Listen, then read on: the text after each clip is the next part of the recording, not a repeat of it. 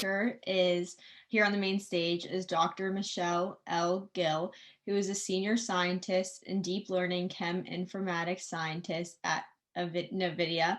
And take it away, Dr. Gill. Thank you. Thank you for the introduction. Let me share my screen. And is that working? Yes, we can see your screen. Excellent. So first of all, thank you so much for the invitation to speak. I was thrilled. I was also very humbled when I looked through the list of the speakers. So it is an honor to be here in such amazing company. And also, I truly believe in helping foster the next generation of scientists and engineers as an important endeavor for those of us who've gone through this process. So in that regard, I'm also really thrilled to be here. So a little about myself before I begin. I have a PhD in molecular biophysics and biochemistry. Once upon a time, I used to work in the wet lab, studying dynamics of enzymes and proteins, nucleic acids, all kinds of things. After I finished my postdoctoral work at Columbia in New York City, I transitioned into, I did a little bit more research, but I transitioned into doing computational work and some data science. So much of the work today that I will present to you, that I do in my normal day job these days, is sort of a culmination of my scientific training and then data science and computational training that I did on my own. And so with that, let's get started. So just a brief outline of what I'd like to cover today. First, I really want to make the case that the acceleration of scientific discovery is happening and why we need data science as scientists, as practitioners of this field to help us understand it.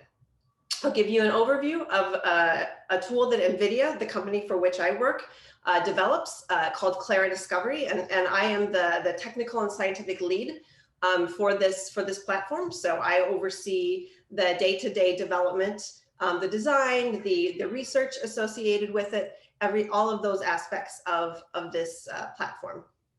I'll talk about Chem Informatics as a tool that we can use to enumerate the universe of drugs. And we'll do a demo then of exploring potential SARS-CoV inhibitors, obviously very pertinent given the whole reason we're having this conference virtually. And then I'd like to conclude with some advice and thoughts for tomorrow's scientists and engineers. So first of all, scientific output is growing at an exponential rate. The title that you can see on the bottom of this Nature article really tells it all. Global scientific output is right now doubling every 9 years. So that means scientific experiments, that means reading and understanding papers, that means data that is generated, that means databases, the deposition of structures, the deposition of experimental results, all of those things are doubling at a tremendous pace. And part of the reason for this, there's many reasons, right? There's more scientists in the world. The field is always very competitive. I think a big explanation for why the field is doubling so quickly, though, is the openness of science. So it is starting to become normalized that scientific data are deposited in large databases, that papers are published in ways that are accessible to the public, who in many cases, whose taxes went to pay for this work.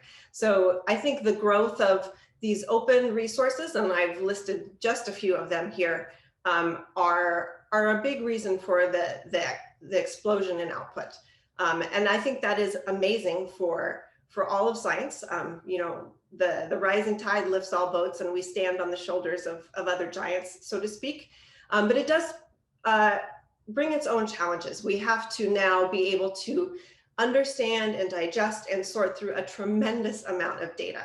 And so that is where the team that I lead technically at Nvidia sits. We develop tools that help digest and understand this data and apply it then to discoveries specifically focused on drug discovery. So one of the ways that we at Nvidia like to help enable scientists is through the development of tools that are massively parallel. So tools that are very parallel can do many tasks at once. And so that obviously has a benefit for sorting through and working with large data.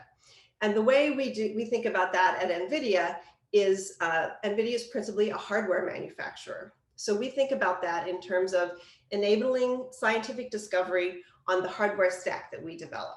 So let's put on our computer hats for a moment. So the advantage of using GPUs, which is what Nvidia develops, GPU stands for Graphical Processing Unit. So that's the video card in your computer. But it turns out you can do much more than just play games on your video card. These video cards are massively parallel, and they were designed for massively parallel compute.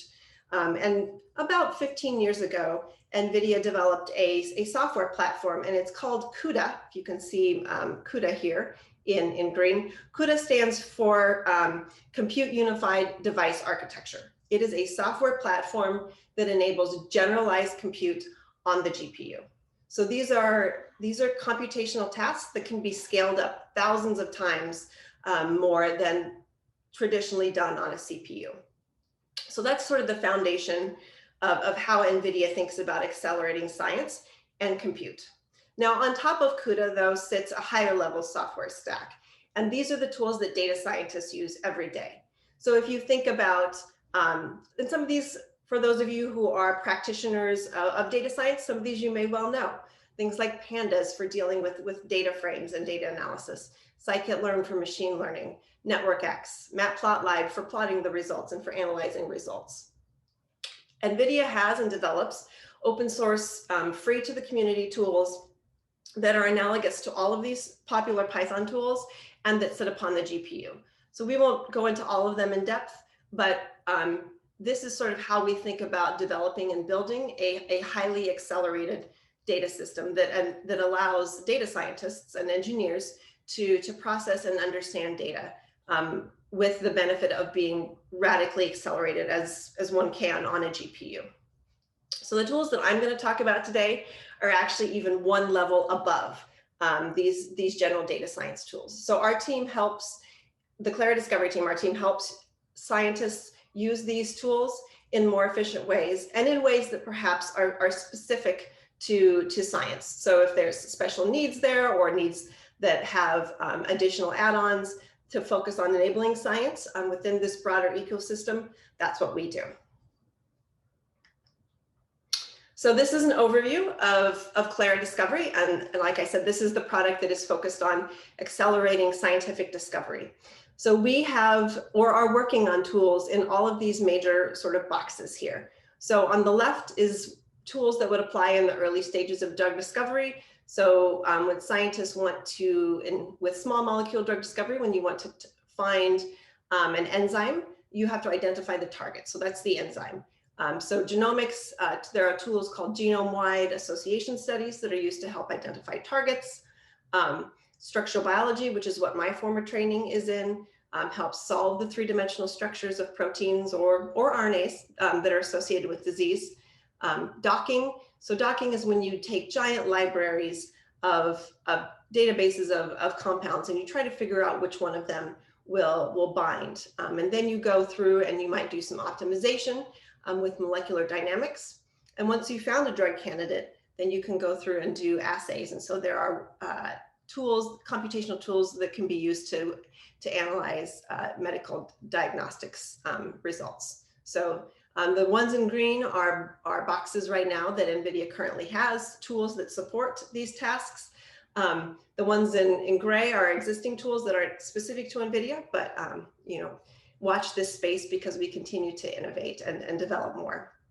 Lastly, Nvidia has tools for natural language processing. So these are tools that you might use as a scientist to sort through and to understand the literature, to understand the relationships, for example, between targets and diseases and drugs from what's known in the literature and what's been published.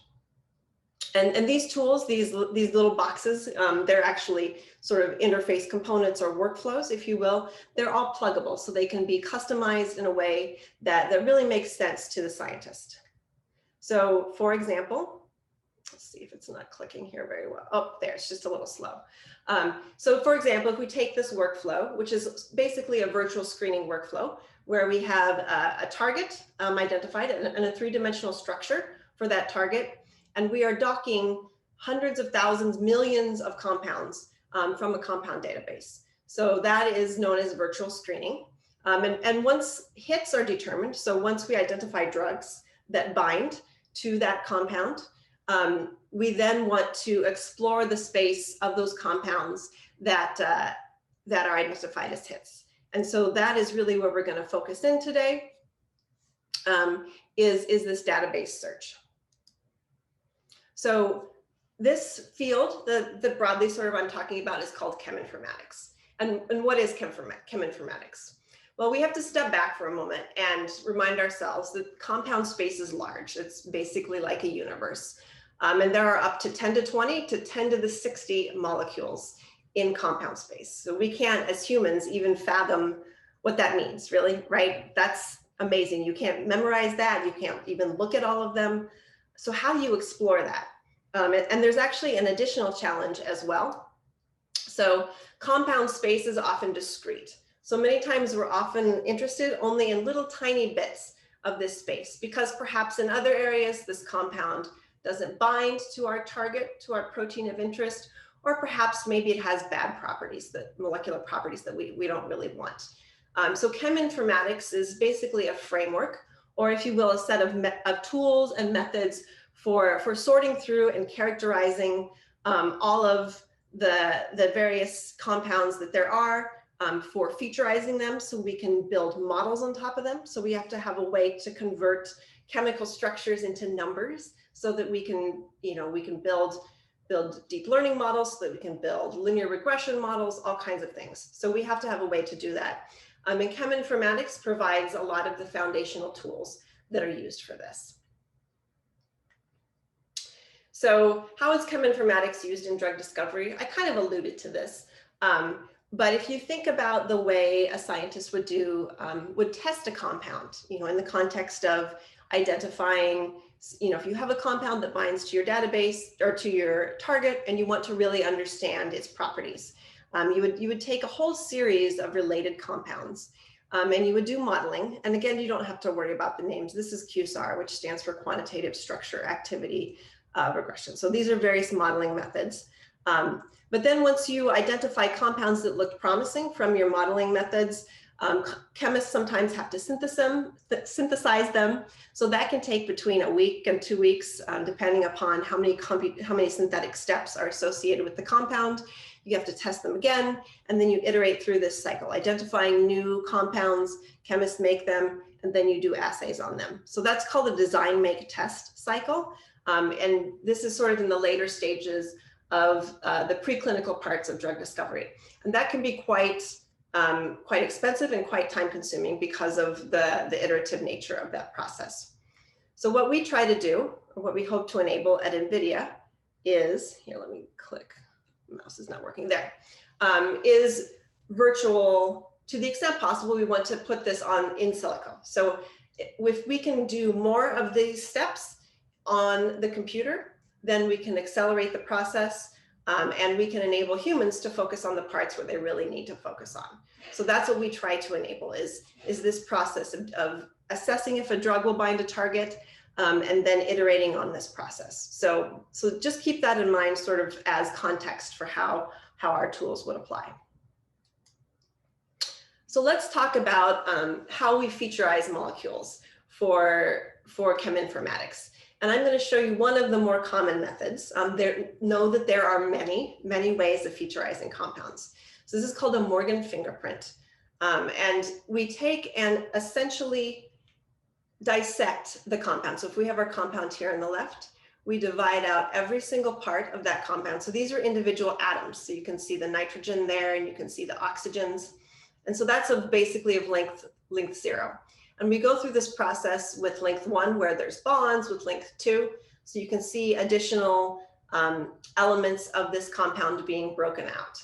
And then each of these little molecular graphs, these little units of the compound are hashed. And this is a computational process that basically converts this little feature into a number for the purposes of our discussion today.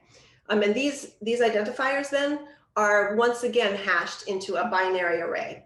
And so this array, clicker's not working, there you go. So these identifiers basically end up in this big, long binary array here. And so every place that one of these identifiers ends up, we put a 1.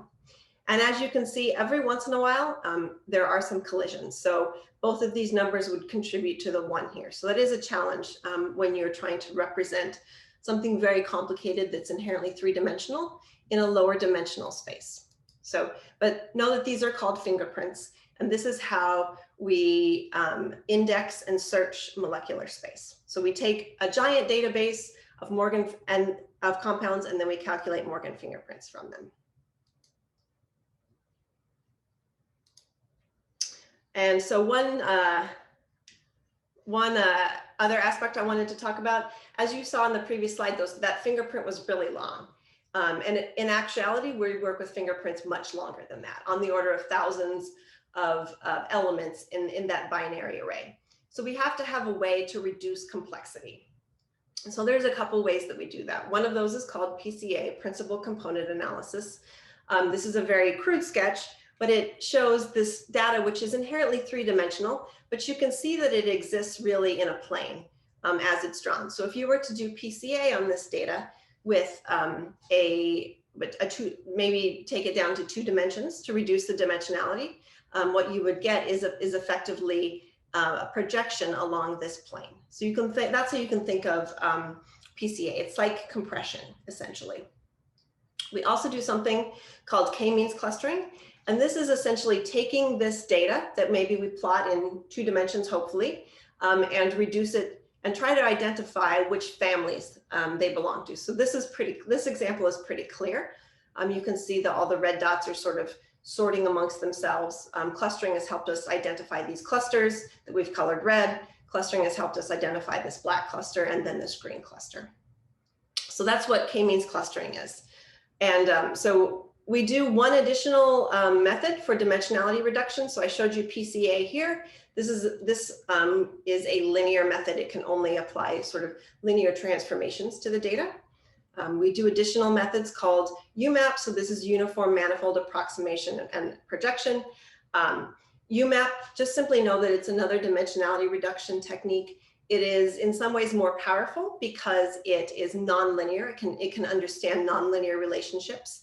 But it is also much more computationally intensive. So many times it's useful to do a little bit of PCA before you do UMAP. Sorry about that. Click is slow. So let me go back one. So this is what our workflow looks like. So we have a large database, like I alluded to, and this happens to be an open source, freely available database called Chembl. We calculate Morgan fingerprints on all of the data. There's open source software we use for this if you're curious, but I won't go into too much detail on that. And then we do PCA to reduce dimensionality, and we do k-means to identify the clusters. And then we do UMAP, which is this higher level visualization, this higher level dimensionality reduction technique, so that we can plot our data in 2 dimensions. So we have to take this hugely complicated set of relationships of all these compounds to each other based on these fingerprints, and we have to reduce it down to 2 dimensions. And we try to do that in a meaningful way. So it's extremely challenging. And to sort of give you a demonstration of what this might look like, I thought I would pick an example that's very compelling for our current time. This is a paper that did a screen, so a virtual screen, like I alluded to previously, where in silico, so inside a computer, compounds are docked inside a molecular target, and we try to determine which ones might fit. And it helps us discern which ones might potentially be drugs or be the start of a drug that we later iterate on a little bit to improve properties. So this paper took a common drug target from the coronavirus family of viruses, and it's a 3-chymotrypsin-like protease, or MPRO, which stands for main protease. The protease chops up various elements of the proteome of this virus when it is created. And so because of its integral role in viral replication, it is commonly a drug target. And so there are crystal structures that have been solved of this protease. So you can see one that's shown on the right. It's sort of highly stylized here. The ribbon and the blobby bits are essentially the protein. This is a protein representation, and then this is the surface of the protein. And what is shown here in the more toothpick-like structure, this is one of the compounds from Chemical. It's setpimistat. This is a computational rendering of how it might bind inside this protease, and thus how it might be an inhibitor of it. So making it potentially be a drug for this protease. Someday we would hope that maybe we can work with setpimistat and do some modifications of it and have a drug. So this paper did a lot of those docking and analysis studies, and they did it for this entire database.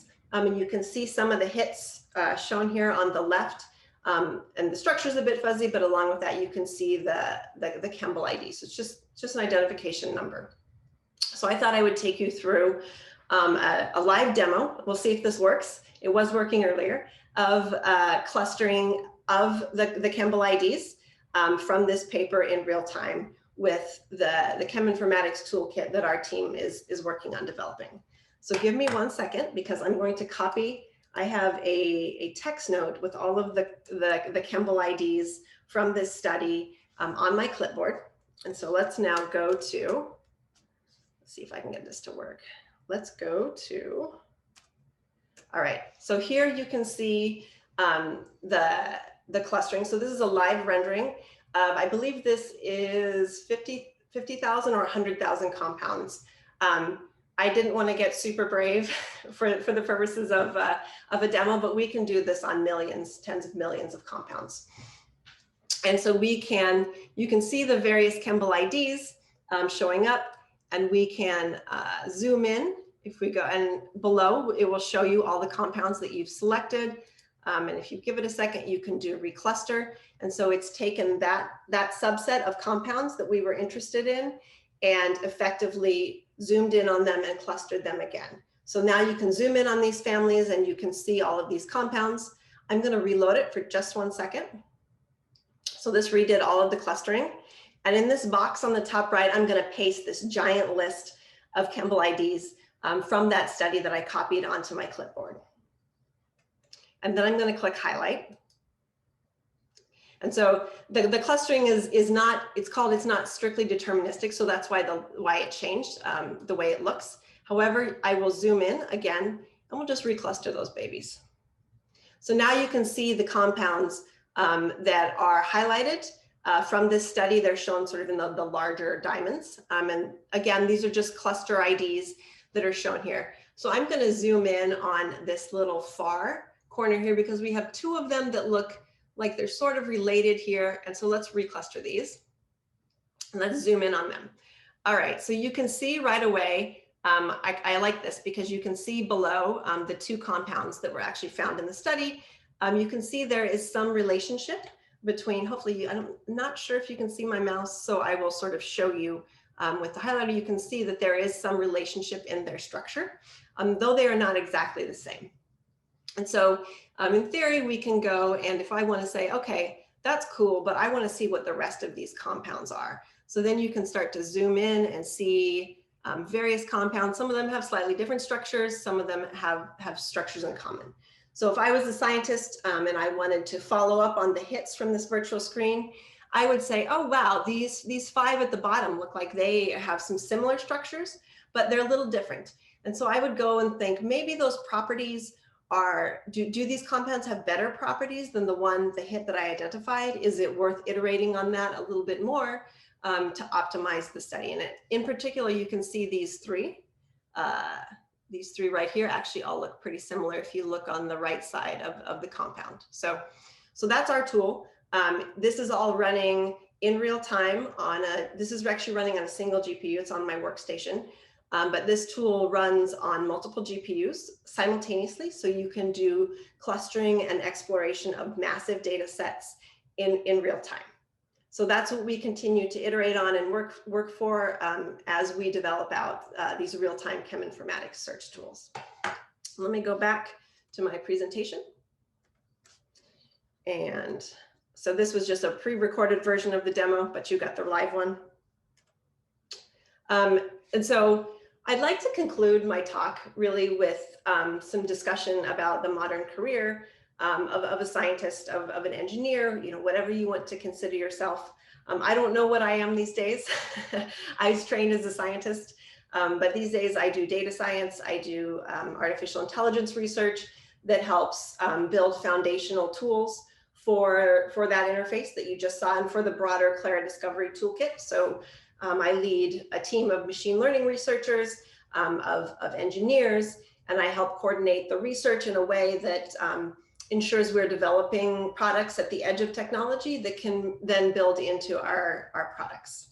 I also help the engineers. I do quality control. I help to make sure the science makes sense, if you will, because that's very much the burden when you're developing tools that help people do science. Science it's pretty difficult, and it has no problem telling you when you're wrong. So you have to get it right. So that's sort of what I want to the framework that I want to talk about the modern career. Careers are evolving at an incredible pace. College graduates have about 2 times the jobs in the first 5 years of their career as they did in the mid-1980s. And the most sought after skills and careers didn't exist a decade ago. And I will tell you, when I was starting my postdoctoral research, the things I was doing now were just a twinkle in someone's eye. There was really deep learning was very much in its infancy. Artificial intelligence, that was developed a long time ago, but then, for various reasons didn't really go anywhere. Some of those reasons were because we didn't have the computational horsepower to do what researchers were proposing, and we do now. So that's part of the reason that these things have taken off.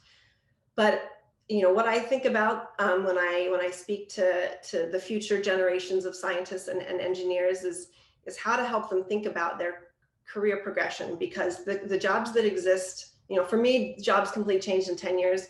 For those of you in the audience that are embarking, on your early stages of your career and you're maybe still getting some training, the careers that exist, in 5 years, it's going to be different. So how do we as a society prepare people for change and for evolution in their career? And by the way, this isn't just something that is solely focused on those of us who are in technology or science.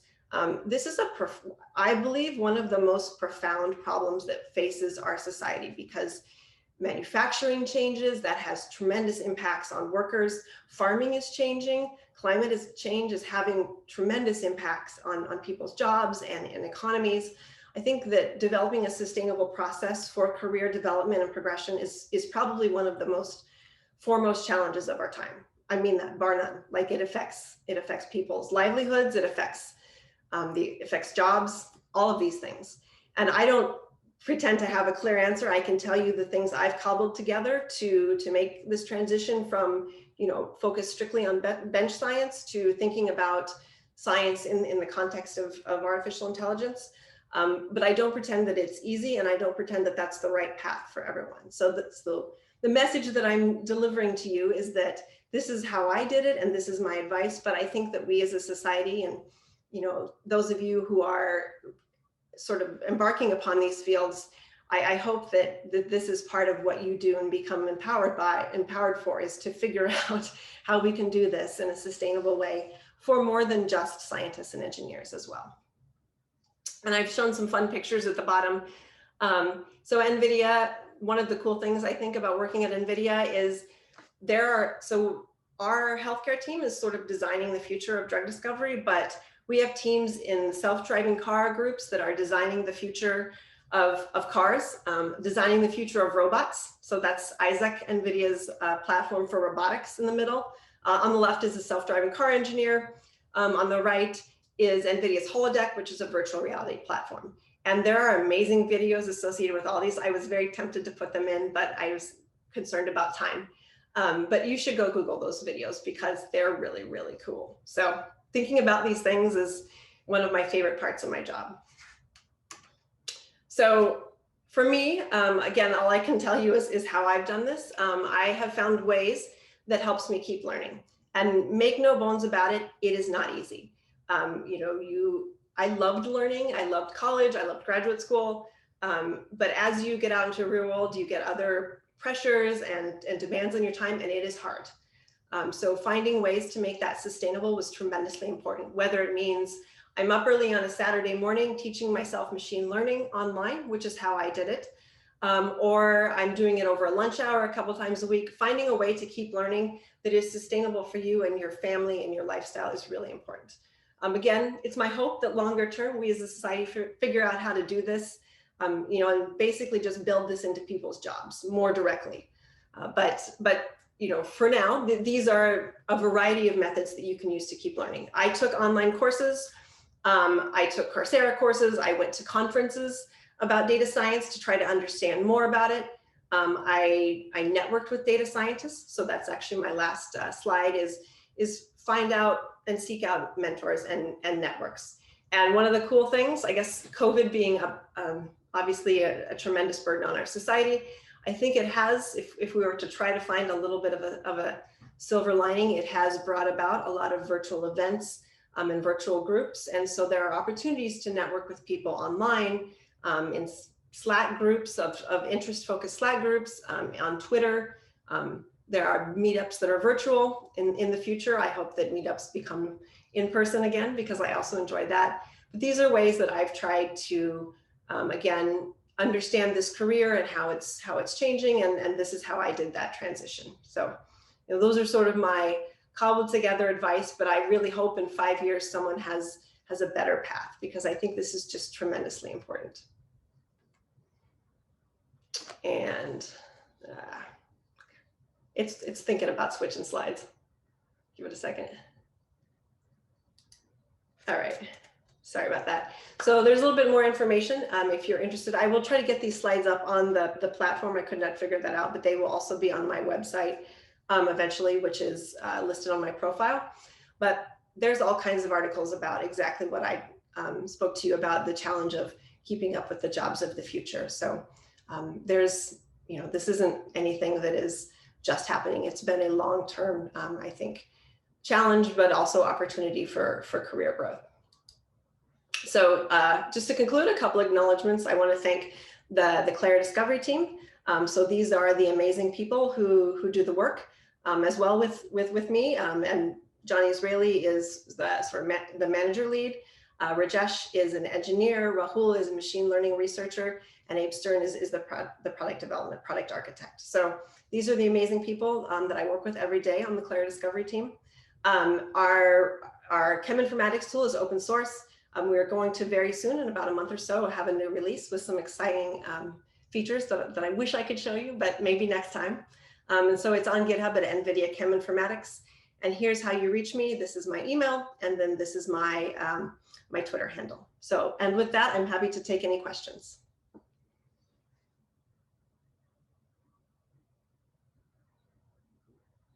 think we have a hand raised. I just want to quickly say before the question, thank you so much, Dr. Gill, for that presentation. It's very informational. So I think that whoever his hand is raised, you can go ahead and put your question in the chat or unmute. Hello, I'm Eve. First of all, thank you for such a wonderful presentation, Dr. Gill.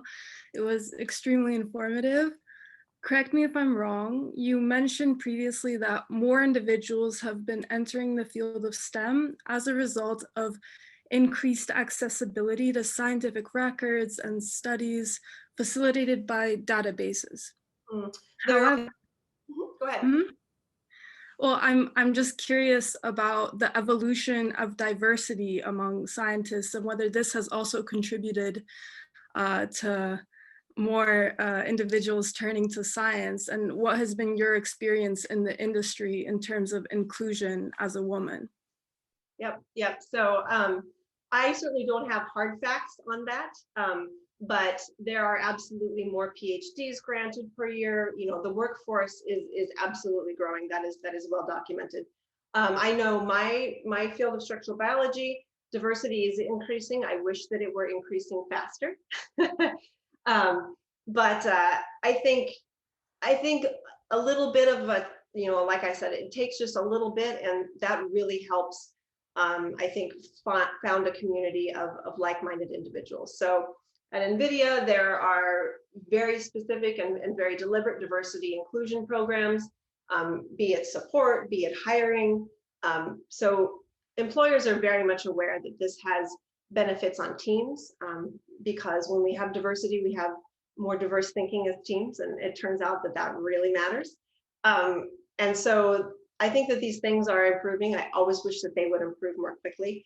I think that as we progress down this path, I think it is something that you start to get momentum for, and people realize through very specific examples that they've had in their own work how important these inclusion is. And honestly, that's part of the reason that I'm here today, is because I believe in doing that in any way possible. And so by speaking to you, hopefully that is a little bit of an encouragement and boost to you in your future careers.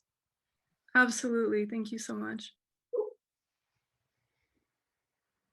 There's also a question in the chat for you about your academic background, what you majored in, / where you went to college and graduate school. So I'm actually from the Midwest.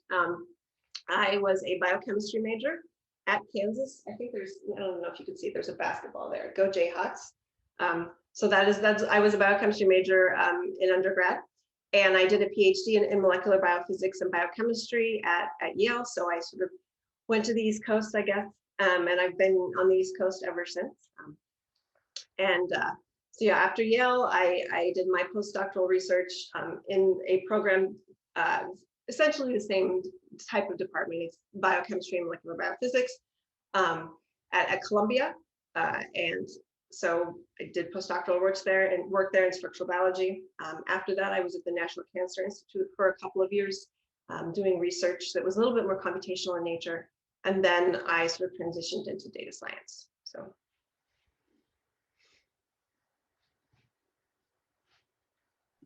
Okay, so our next question is, what would you say is the most useful type of undergrad degree given in how jobs are evolving? Boy, that's a loaded one. I would say, with my own bias, I don't know that it's specifically about a degree, but I do believe it's very important to learn some type of computational thinking. And you may not program in your career, and that is fine. There is nothing wrong with that. But I think understanding a little bit about how computers work and how we as humans interact with them, and sometimes how they fail, honestly, is tremendously beneficial, not only in a career, but in a daily life. And so I was actually a chemical engineer when I started out at Kansas, and so I programmed for the first time in undergrad. I took a Fortran class.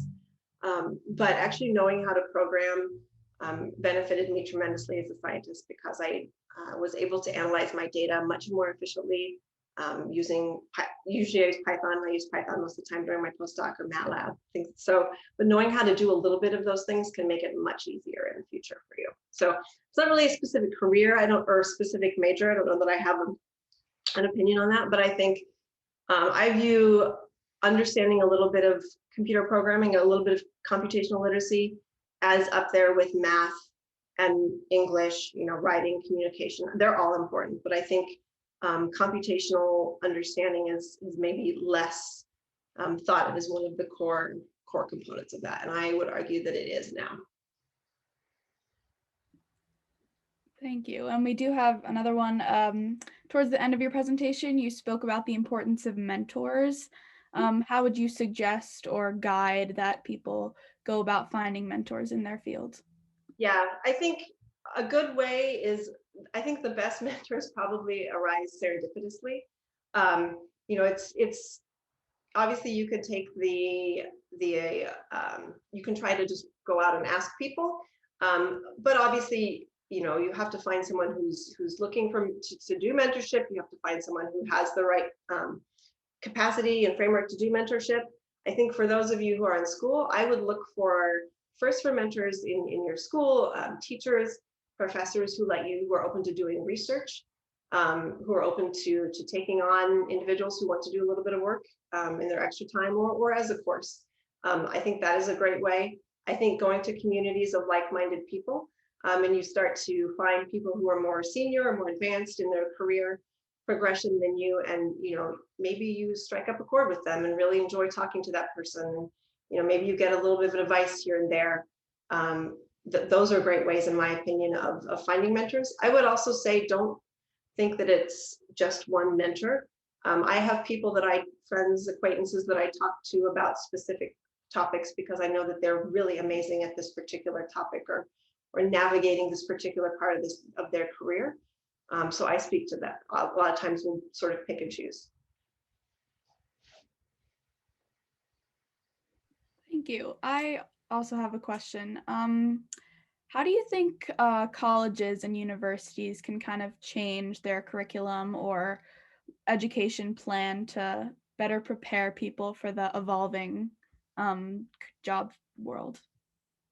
Well, I think you probably know one of the answers that I'm going to suggest is that I feel that more majors should be taking an introductory programming course, be it, I don't necessarily want to specify what that is or what language that is, but I really feel like it will benefit particularly STEM majors. I feel like in biology, that isn't, unless you go a computational biology route, it's not usually a requirement, and I actually believe that it should be.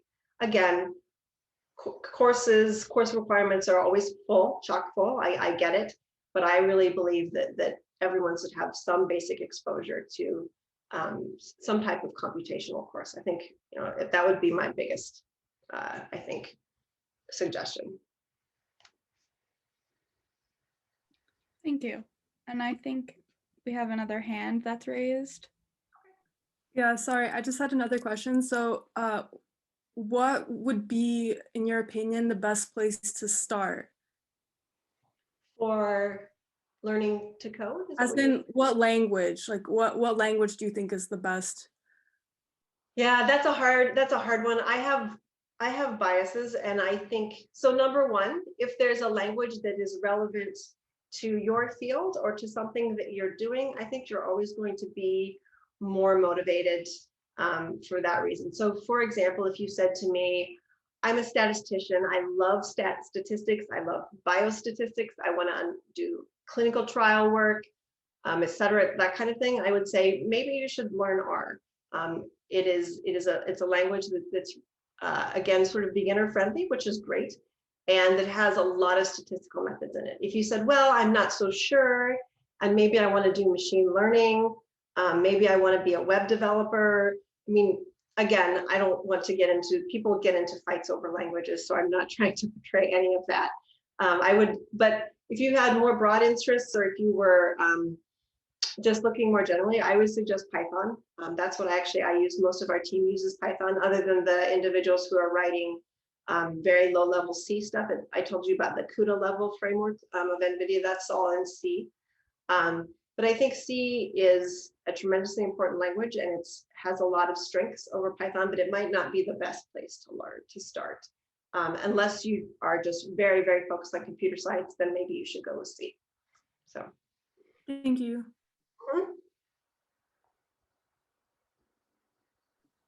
Okay, so I think that was kind of the end of our questions. I wanted to thank you again so much for your presentation. We loved having you. It's definitely a pleasure.